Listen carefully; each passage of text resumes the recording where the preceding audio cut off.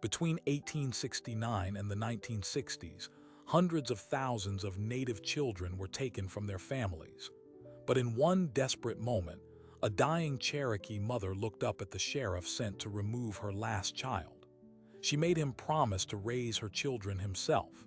This is what happened next. Her name was Naniehi. Her story exposes the brutal calculus of a federal policy explicitly designed to end Native families by taking their children. This was not an isolated tragedy, but a systematic machine operating for over a century. So why would a dying mother, in her final breath, place her ultimate trust in the very man sent to complete that erasure? What impossible choice did her desperate plea force upon Sheriff William Blackwood?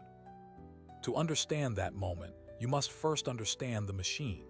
It began not with a whisper, but with a march. In the spring of 1838, under orders from President Andrew Jackson, federal troops and state militias forced 16,000 Cherokee men, women, and children from their homes in Georgia, Alabama, and Tennessee at gunpoint. They were herded into disease-ridden stockades with little shelter, then made to walk over 1,000 miles to Indian Territory in what is now Oklahoma. They called it Nunadal-Issani, the trail where they cried. Historians estimate at least 4,000 people, 1/4 of the entire nation, died from exposure, starvation, and sickness along the way. It was a genocide of displacement. But for the children who survived, a new, more insidious system was already being designed. A system meant not to move them, but to erase them. By the late 19th century, the U.S. government had shifted its strategy from removing tribes to dismantling them from within. The weapon of choice, their children. Captain Richard Henry Pratt, founder of the infamous Carlisle Indian Industrial School, distilled the philosophy into a single, chilling motto: kill the Indian in him and save the man. The goal was not education, but cultural obliteration. The method was simple, systematic, and brutal.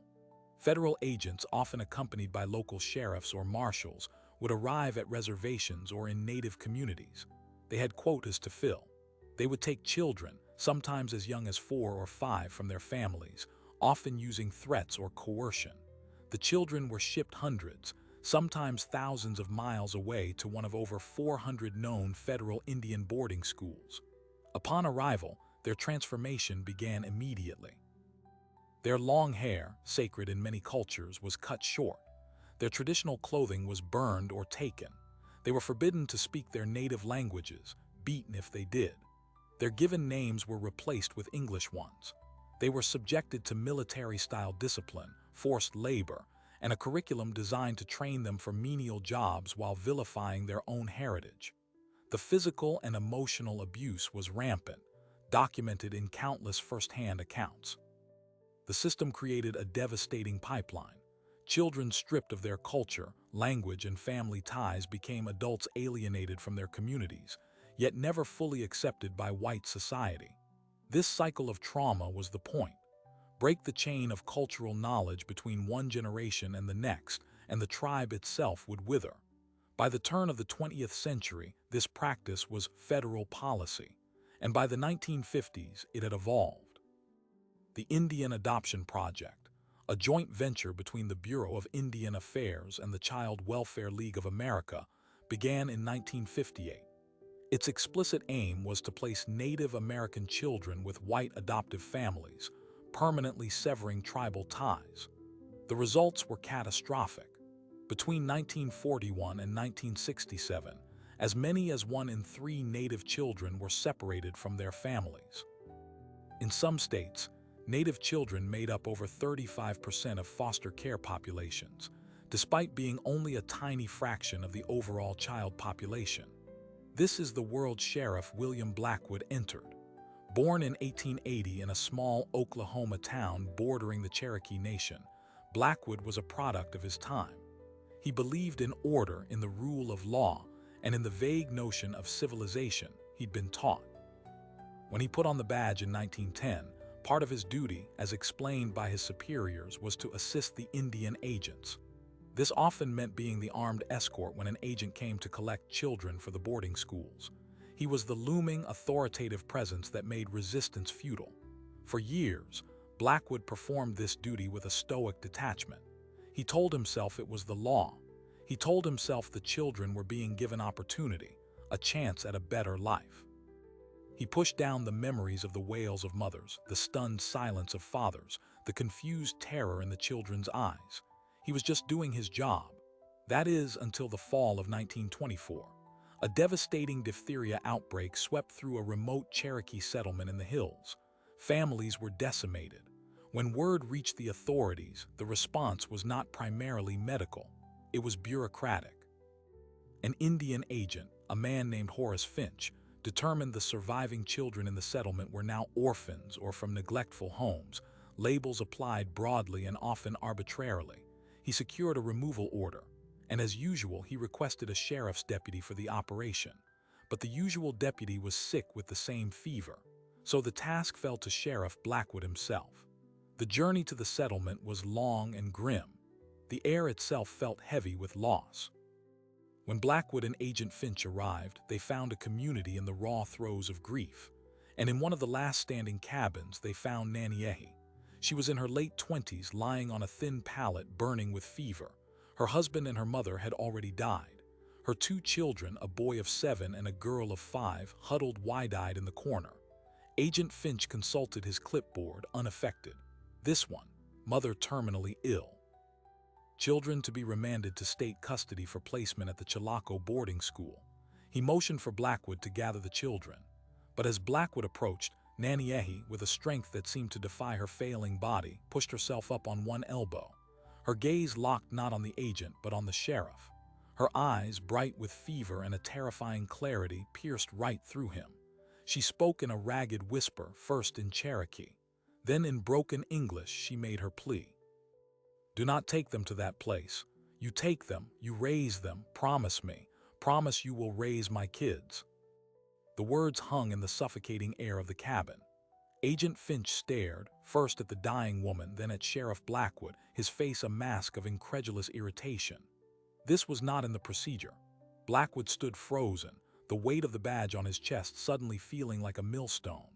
The children, little Carpenter and Mourning Dove, stared at him, their small faces etched with a fear he had witnessed dozens of times before, but now seen from inches away, not from the detached distance of an enforcer. Agent Finch broke the silence, his voice sharp. Sheriff, we have a courtremand order. These children are wards of the state. Gather them, now. But Blackwood did not move. He was caught in the woman's gaze. This was not the pleading of a beggar.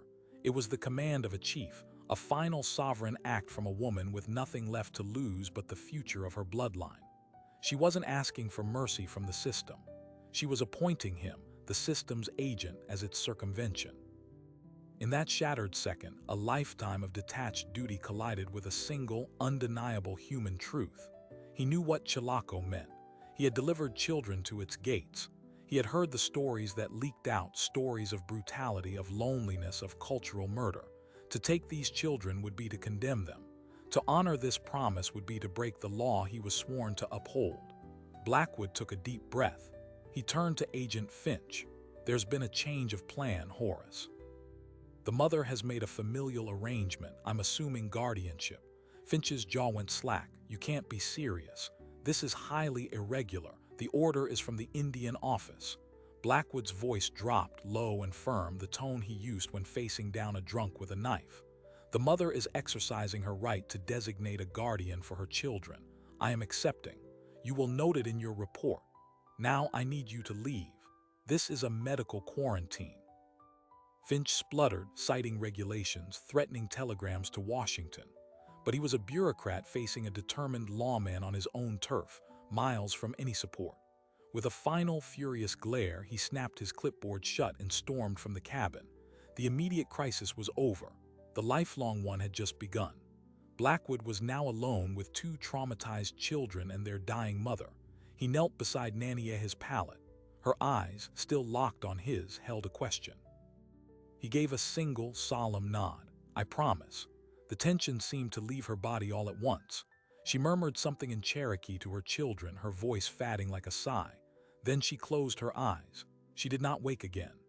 William Blackwood, a 34-year-old bachelor sheriff with no family of his own, was now the sole guardian of two Cherokee children in direct violation of federal Indian policy.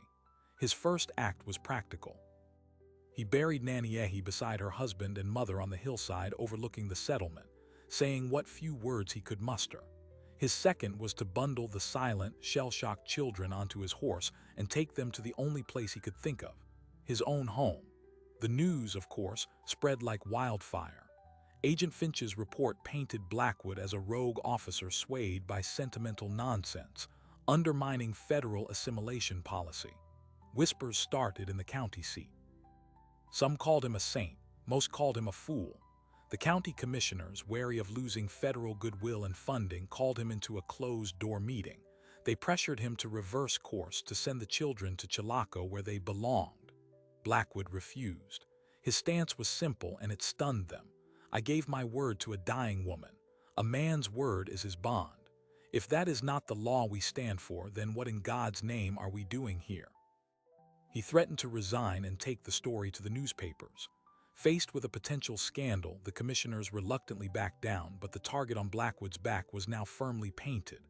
Meanwhile, in his small frame house, a different struggle unfolded. Little Carpenter, who insisted on being called by his Cherokee name, Awi, was 7 and understood the totality of his loss. He met Blackwood with a wall of silent, grieving anger.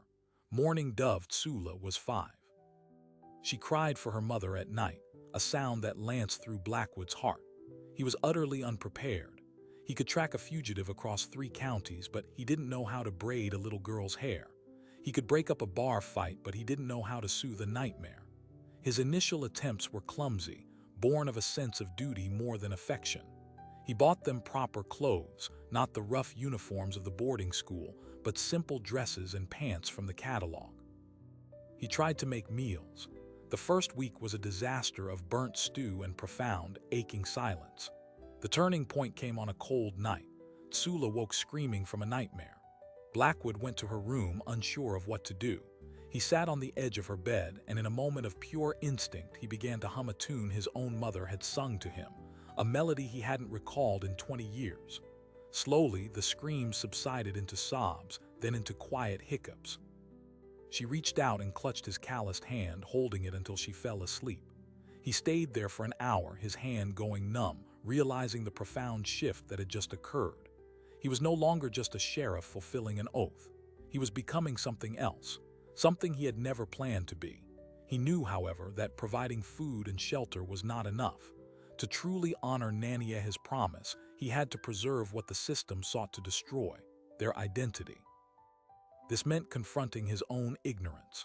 Swallowing his pride, Blackwood sought out Elyssie, an elderly Cherokee woman who lived on the edge of the nation and was known as a keeper of the old ways. He approached her cautiously, explaining the situation.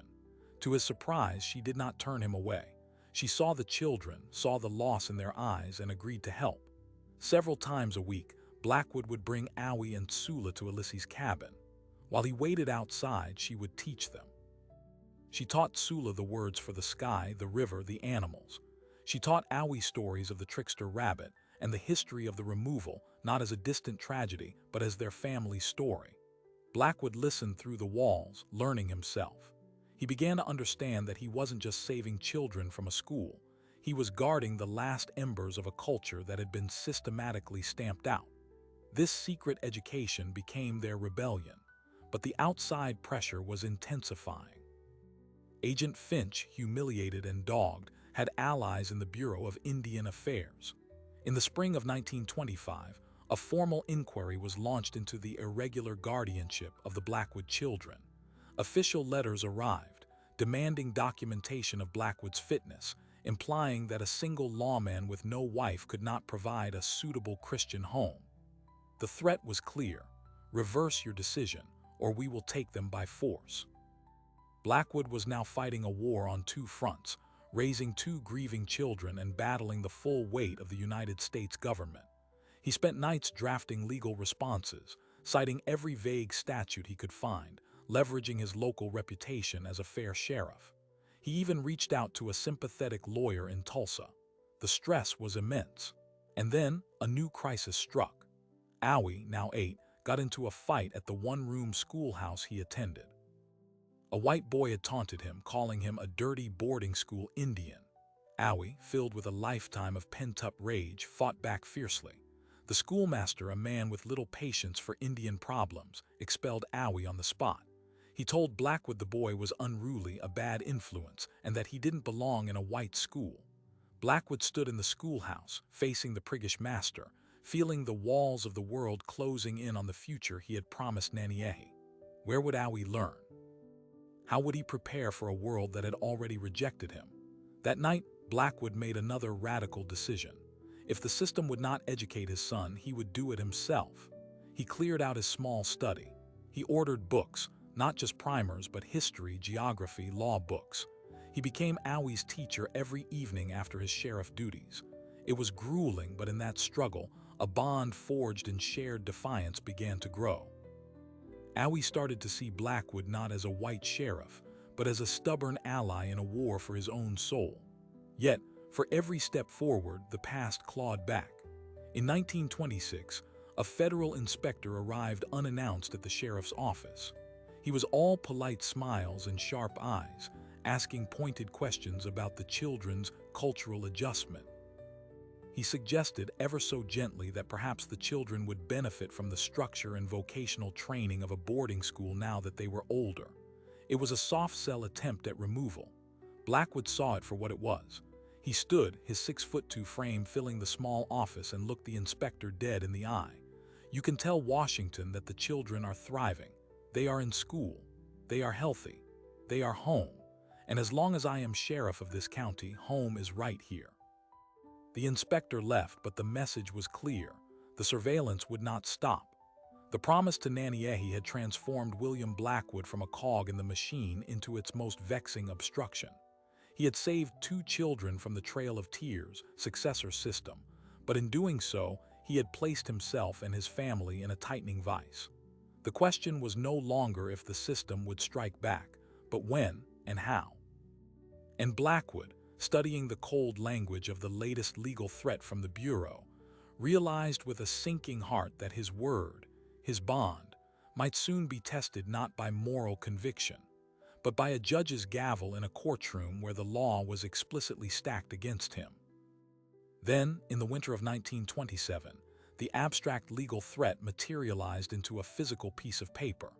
The Bureau of Indian Affairs, through the Federal District Court, filed a petition for the immediate removal of Awi and Sula Blackwood, citing the Indian Guardianship Act of 1882, which gave the federal government plenary power over native children deemed, without proper parental care. William Blackwood was served the papers at his office. The state, his own profession's highest authority, was now his legal adversary. He had 30 days to prepare a defense. The promise was going to trial. He turned to the only ally he had left, the truth. He and his lawyer, a weary but tenacious man named Elias Grant, built their case not on legal technicalities, but on the irrefutable evidence of a good home. They gathered sworn affidavits from the schoolteacher who had taken Sula in after the expulsion, attesting to her progress. They got statements from neighbors who had seen Blackwood, exhausted after a night shift, patiently helping Awi with his arithmetic at the kitchen table. They documented every doctor's visit, every new pair of shoes, every moment of stability he had fought to provide. Elisi, the elder, even agreed with great trepidation to testify about the cultural education she provided, to prove the children were not losing their heritage but were, in fact, deeply connected to it. The trial began on a gray Monday in March. The federal prosecutor, a sleek young man from Washington, painted a picture of dangerous irregularity. He argued that Blackwood, however well-intentioned, was an unmarried working lawman, wholly unsuitable to raise children. He portrayed the Cherokee language lessons with Elisi as proof of the children's incomplete assimilation, a threat to their future success in white society. The prosecutor saved his most potent argument for last. He called Agent Horace Finch to the stand. Finch, polished and professional, described the original removal order as a compassionate intervention for orphaned, neglected children. He portrayed Naniehi's plea as the delirious rambling of a dying woman, and Blackwood's acquiescence as a reckless emotional impulse that overrode sane federal policy. He ended with a devastating line. "The government's interest is not in punishing Sheriff Blackwood, Your Honor. It is in saving these children from a well-meaning mistake that will ultimately cripple their futures."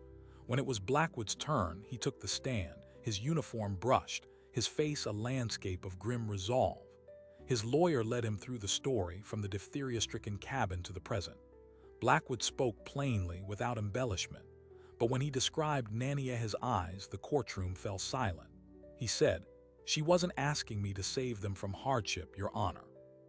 She was asking me to save them from disappearance. I understood the difference." Then the defense called its star witness, a witness the prosecutor had not anticipated. They called Owie. Now 10 years old, Owie walked to the stand, back straight, his hair cut short in the white style, but his gaze holding an ancient steadiness. The prosecutor objected, arguing a child's testimony was irrelevant.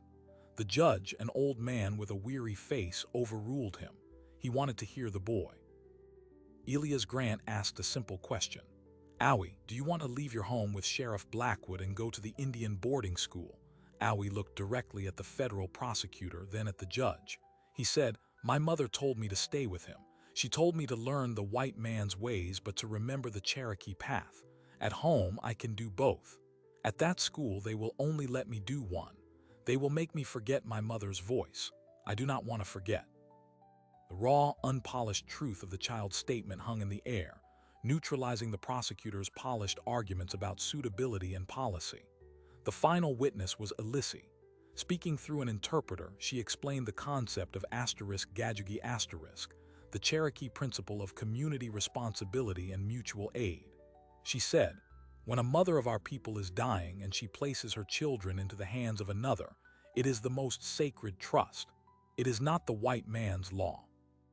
It is a higher law. The sheriff understood this law. He has followed it." The case went to the judge. For a week, Blackwood lived in a state of suspended agony, trying to maintain normalcy for the children while every knock on the door felt like a potential doom. Then the decision came. The judge acknowledged the federal government's broad authority. He acknowledged the unusual circumstances. But he wrote, "The court is presented not with a case of neglect, but with a case of a home. The children are healthy, educated, and bonded to their guardian." The testimony of the elder Elissy and the child Owie reveals a conscious effort to honor both their birth heritage and their present circumstances. The petition for removal is denied. They had won.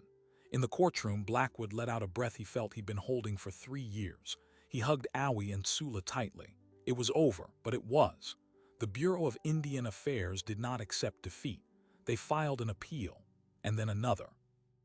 The legal battle stretched from months into years, a grinding war of attrition designed to bankrupt a county sheriff's resolve and resources.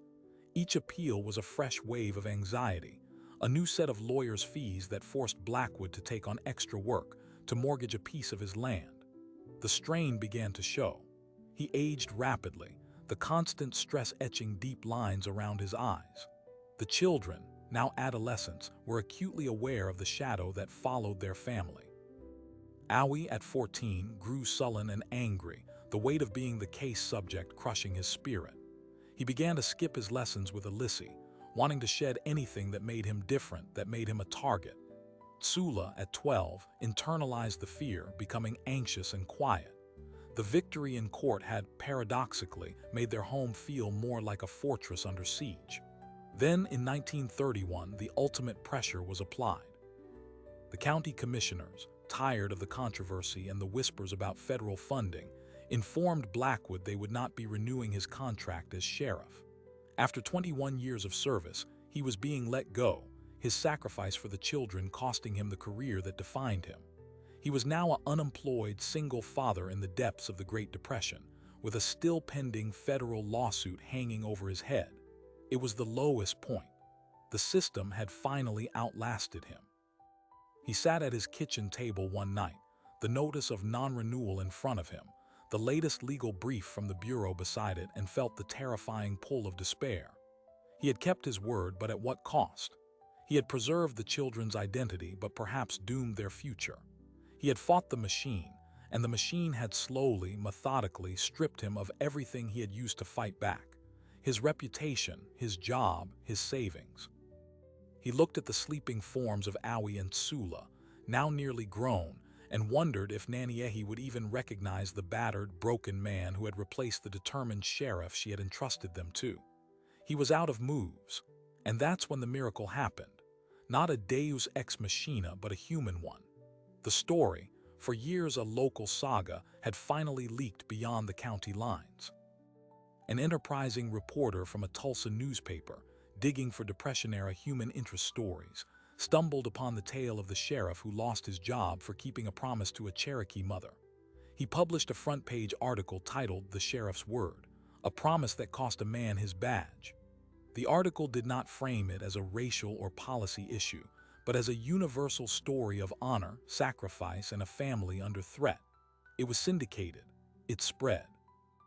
And in Washington, D.C., it landed on the desk of John Collier, a fierce critic of federal Indian policy and an advisor to President Franklin D. Roosevelt. Collier saw in Blackwood's story the perfect, human-sized indictment of the entire brutal assimilation system he was fighting to dismantle. He brought the article to the Secretary of the Interior. Pressure began to build from within the very government that was persecuting Blackwood.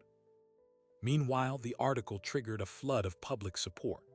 Letters and small money orders began arriving at Blackwood's house from across the country, from people moved by his stand. A legal defense fund was organized by a coalition of church groups and early native rights advocates. The case was no longer a lonely fight in an Oklahoma courtroom. It was a national symbol. And John Collier, now wielding significant influence, made a phone call. The Bureau of Indian Affairs, facing embarrassing public scrutiny and internal pressure, abruptly dropped its appeal. The order from Washington was simple: make this case go away. In the spring of 1932, William Blackwood received a terse, single-page letter. It stated that the United States government, having reviewed the matter, would not be pursuing further action regarding the guardianship of Awi and Sula Blackwood. There was no apology, no admission of wrongdoing. Just a bureaucratic cessation of hostilities. The war was over. Blackwood stood on his porch, the letter trembling in his hand, and wept for the first time since he was a boy. He had won. He had truly, finally kept his promise. But as the relief washed over him, he looked at his children: Awi, now a brooding young man of 15, and Sula, a thoughtful girl of 13, and a new, profound fear took root. The battle to keep them was over. Now came the harder part: letting them go. They were no longer the children he had saved. They were individuals on the cusp of adulthood, carrying the scars of a lifelong legal war and the conflicting heritage he had fought to preserve. Had his victory prepared them for the world, or merely insulated them from it until it was time to face it alone? The promise to raise them was fulfilled. The promise to see them truly live was just beginning. The silence after the battle was almost louder than the conflict. Without the urgency of a legal threat, the Blackwood home had to learn a new rhythm. William, now in his early 50s and without his badge, faced a daunting question. What was a sheriff without a town to keep? The answer came from the land itself. Using the modest funds from the Public Defense Fund, he bought a few more acres and turned fully to ranching. It was hard, solitary work, but it was honest.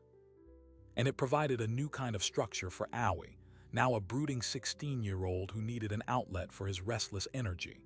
The ranch became their common ground. Awi learned to break horses with a patience his younger self never possessed. William learned to listen more than he spoke. The animals, indifferent to human conflict, taught them both a quiet language of care and consistency. For Sula, now 14, peace meant the freedom to simply be a girl. She blossomed in the stability, her anxious quiet transforming into observant thoughtfulness. She took over the small garden, and with seeds saved and traded from Alyssy, she grew Cherokee corn, beans, and squash, the three sisters, right there in Oklahoma soil. The act was more than gardening. It was a gentle, daily reclamation. But the world outside their fence was changing. The election of Franklin D. Roosevelt and the appointment of John Collier as Commissioner of Indian Affairs in 1933 marked a seismic shift in federal policy. Collier, the man who had helped end their legal ordeal, began implementing the Indian New Deal, which aimed to reverse assimilation policies, promote tribal self-government, and preserve indigenous cultures. For the first time, the wind of official opinion was at their backs, not in their faces. This shift allowed Awi and Sula to explore their identity not as a defensive act, but as a positive one. Awi, at 18, began making regular visits to the Cherokee Nation capital at Tahlequah. He went not as a curious outsider, but as a young man seeking connection. He joined stomp dances. He sat with elders, listening to stories he'd heard fragments of from Alysse, now understanding them in a broader context. He didn't move to the nation, but he found a balance, living on the ranch but carrying the community within him. Sula's path led her to books and to teaching. She graduated high school as one of the top students in her class, a fact that filled William with a pride deeper than any professional accolade. She won a scholarship to a normal school for teachers. Her goal, she told William, was to teach young children, both native and white, a truer history than the one she'd struggled with. She wanted them to know the story of the Trail of Tears, but also the stories of resilience of people like Alysse and like their mother, Naniehi. William supported her utterly, though the prospect of her leaving for college felt like a new kind of removal. He drove her to the school himself, a 2-day journey. As they stood outside her dormitory, he struggled for words. Sula took his hands. "You kept your promise," she said softly. "Now let me keep mine, to her, to you." He nodded, tears in his eyes, and watched his little girl walk into her future. With both children launched into adulthood, William Blackwood found himself alone again in the house he'd fought so hard to keep as a home. The loneliness was there, but it was a different quality than before. It was earned, and it was full of echoes of love and chaos and survival. He remained a quiet pillar in his community, known now not just as the former sheriff, but as Awi and Sula's father. In 1941, a new war swept up the nation. Awi, 21, came to him one evening.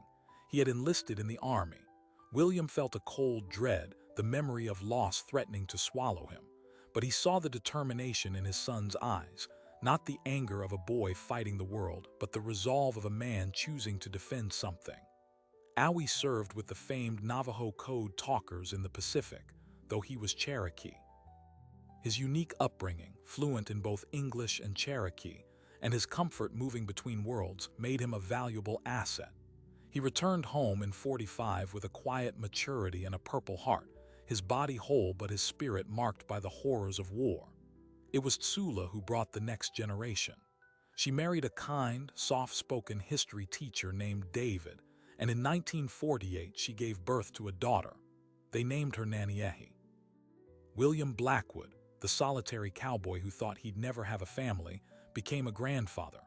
He would sit for hours with little Naniehi on his porch, pointing out birds, telling her stories about a brave mother she would never meet, and a stubborn old sheriff who learned how to love. The promise had now rippled forward into a new life. William lived to see the 1960s. He saw the civil rights movement unfold on his television. He watched with particular interest as a new generation of Native activists began a powerful fight for sovereignty and recognition. He saw the system that had tried to take his children being challenged on a national scale. He died quietly in his sleep in the spring of 1967 at the age of 87. He was buried in the town cemetery, under a simple stone that read, "William Blackwood, Sheriff, Father, a man of his word." But his story was not over. In 1978, Congress passed the Indian Child Welfare Act, a law designed to stop the very practices that had threatened Awi and Sula. The ICWA established strict federal standards for the removal of Native children, prioritizing placement with extended family, their tribe, or other Native families. It was a direct repudiation of the assimilation policy that had caused so much suffering. And at the congressional hearings that helped shape the law, one of the expert witnesses called to testify was Dr. Sula Blackwood Miller, a professor of education. She did not speak about her own childhood directly in her official testimony, focusing on statistical studies of child welfare outcomes. But in private conversations with lawmakers, she would tell the story of a dying mother, a promise, and a sheriff who chose a higher law. Her testimony helped put a human face on the dry legal necessity of the law. Owie, for his part, never sought the spotlight. He ran the ranch, which he inherited, and served on the local school board, ensuring the curriculum included Cherokee history. He married late, a gentle Cherokee woman from Tahlequah, and they had 2 sons. He lived until 2003. The surprising detail, the one that brings the story full circle, lies in a small archive at the Cherokee Nation Heritage Center. Among the papers donated by Dr. Tsula Blackwood-Miller upon her death is a faded, typewritten copy of the 1932 letter from the Bureau of Indian Affairs dropping their case. Paperclipped to it is a later edition, a handwritten note in Tsula's elegant script. It reads, "They thought they were closing a case file. They did not know they were planting a seed. The tree is now grown, and its branches are many." The promise made in a fever-stricken cabin did more than save 2 children. It created a lineage. Naniehe's great-granddaughter, named for Tsula, is today a lawyer for the Native American Rights Fund. She specializes in defending the Indian Child Welfare Act against modern legal challenges. The law born from a century of trauma is now guarded by a descendant of the very promise that defied that trauma. William Blackwood's word, given to a dying Cherokee woman, echoed through courtrooms, classrooms, and generations.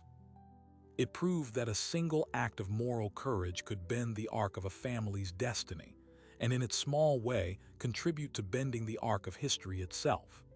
The system of erasure failed in that cabin because one man chose to see a mother, not a policy, children, not a quota, and a promise, not just a procedure. So, what does this story from a century ago mean for us today? It means the most powerful resistance is often not a shout, but a choice.